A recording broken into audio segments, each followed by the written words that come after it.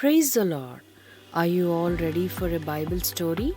We are going to talk about a Bible story, God Made the World, based on the Bible verses from Genesis chapter 1, verses 1 through 23. Today our memory verse is Genesis chapter 1, verse 1.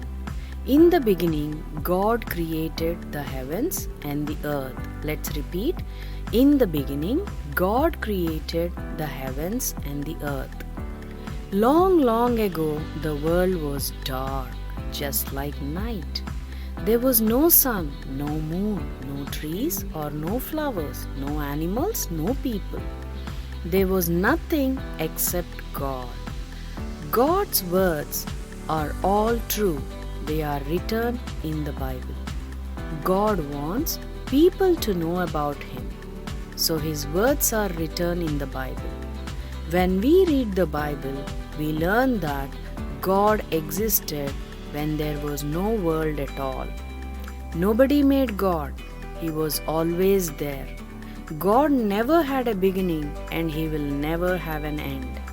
Bible says, earth was just a mass of darkness. There was no dry land, only deep, deep water all around.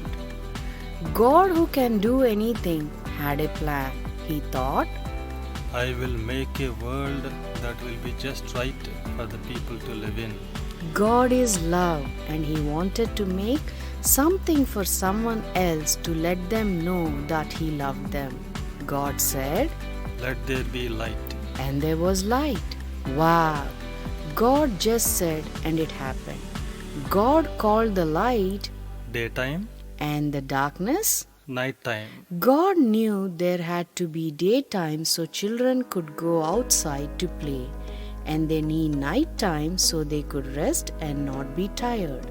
God said, It was good. He was pleased. That was the first day. But the earth was still wet, so God spoke and the waters moved. Some moved upwards away from the earth and some still covered the earth. But there was now a space above the water covering the earth, and God filled the space with air. God said, It was good. He was pleased. That was the second day. God knew when He made people they would want to plant trees and flowers. So God said, Let water be gathered together, so dry land will appear. And it happened. Then dry land could easily be seen. The next thing God did was to make trees and plants. He had to make only the first ones of each kind. That is because God had a wonderful plan. Plants would have seeds. Those seeds would grow into more plants. Plants and trees need air, water, and light to grow.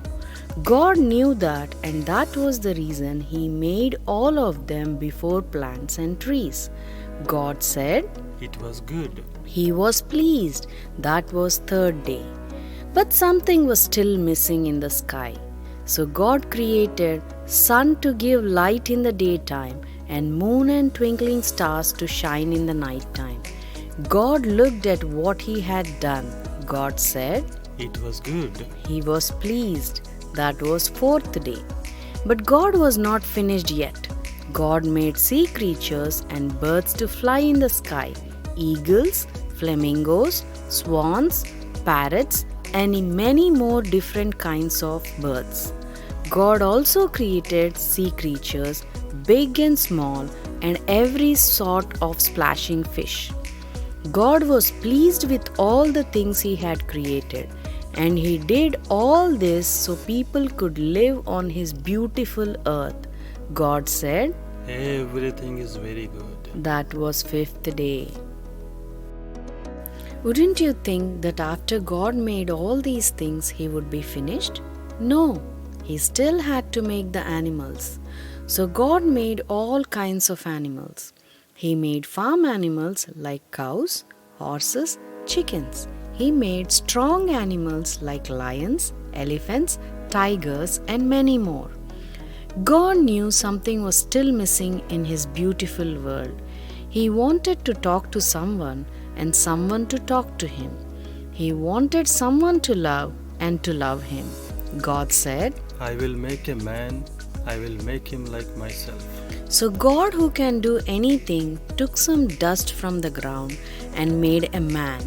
Then he put breath into the man and made him alive. He called him Adam. God said to Adam, I want you to be in charge of all the animals, birds, and fish. God placed Adam in a beautiful garden. I want you to take care of the garden.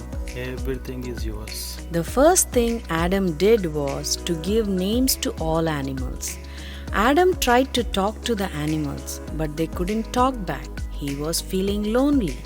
God said, It is not good for a man to be alone.